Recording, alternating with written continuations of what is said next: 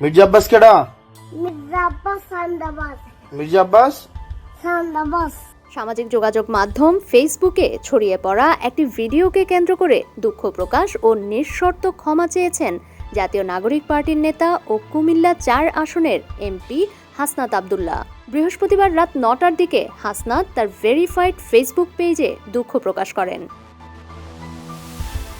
সম্প্রতি সামাজিক যোগাযোগ মাধ্যমে বিএনপির মির্জা আব্বাসকে নিয়ে হাসনাতকে আপত্তিকর মন্তব্য করতে দেখা যায়।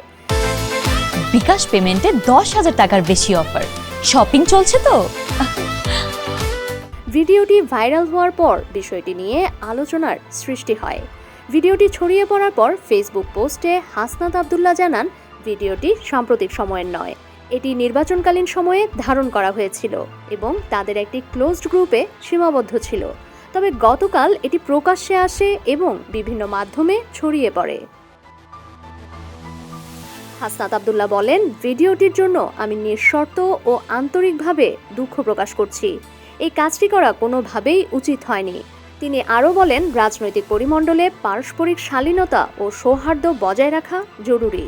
ফ্যাসিবাদ উত্তর রাজনীতিতে ব্যক্তিগত আক্রমণ, ঘৃণা বা বিদ্বেষ ছড়িয়ে রাজনৈতিক পরিবেশ নষ্ট করার সংস্কৃতিকে আমরা কোনোভাবেই সমর্থন করি না।